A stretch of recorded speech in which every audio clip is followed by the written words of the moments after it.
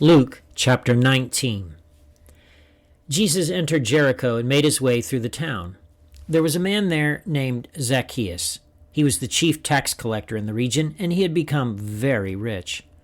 He tried to get a look at Jesus, but he was too short to see over the crowd, so he ran ahead and climbed a sycamore fig tree beside the road, for Jesus was going to pass that way.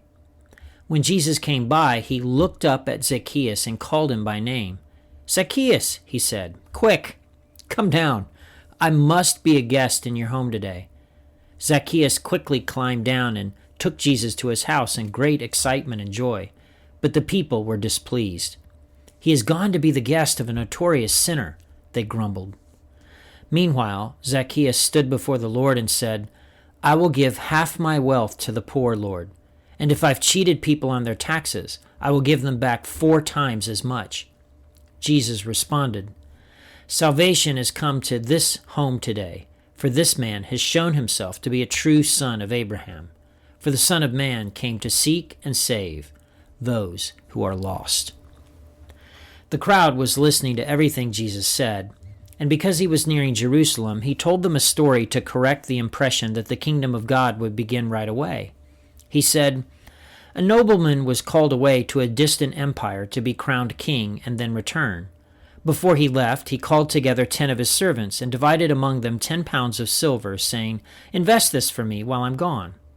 But his people hated him and sent a delegation after him to say, 'We do not want him to be our king.' After he was crowned king, he returned and called in the servants to whom he had given the money. He wanted to find out what their profits were. The first servant reported, 'Master, I invested your money and made 10 times the original amount.' 'Well done,' the king exclaimed. 'You're a good servant.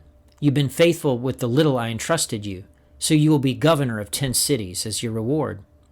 The next servant reported, 'Master, I invested your money and made 5 times the original amount.'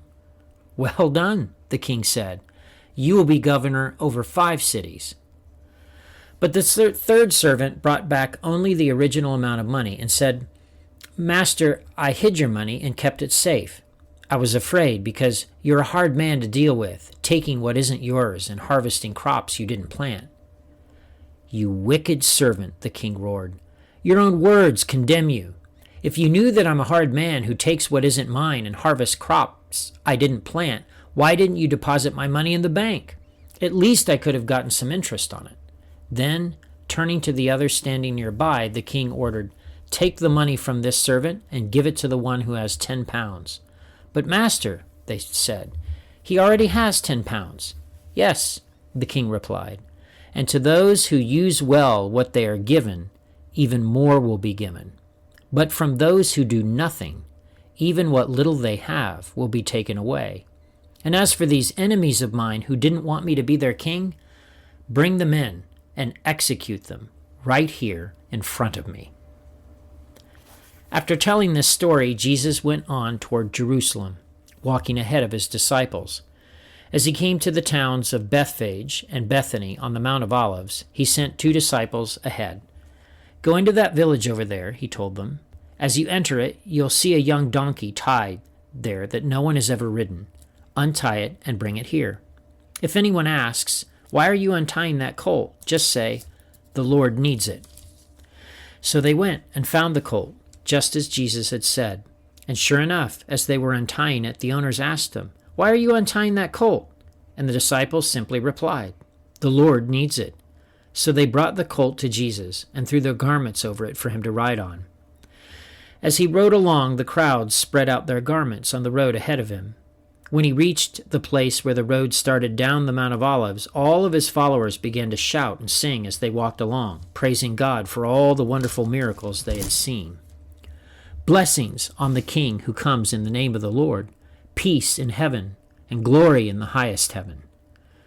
But some of the Pharisees among the crowd said, "Teacher, rebuke your followers for saying things like that." He replied, "If they keep quiet, the stones along the road would burst into cheers." But as he came closer to Jerusalem and saw the city ahead, he began to weep. "How I wish today that you, of all people, would understand the way to peace. But now it is too late, and peace is hidden from your eyes. Before long, your enemies will build ramparts against your walls and encircle you and close in on you from every side. They will crush you into the ground and your children with you. Your enemies will not leave a single stone in place because you did not recognize it when God visited you." Then Jesus entered the temple and began to drive out the people selling animals for sacrifices. He said to them, "The scriptures declare my temple will be a house of prayer, but you've turned it into a den of thieves." After that, he taught daily in the temple. But the leading priests, the teachers of religious law, and the other leaders of the people began planning how to kill him. But they could think of nothing, because all the people hung on every word he said. Luke chapter 19.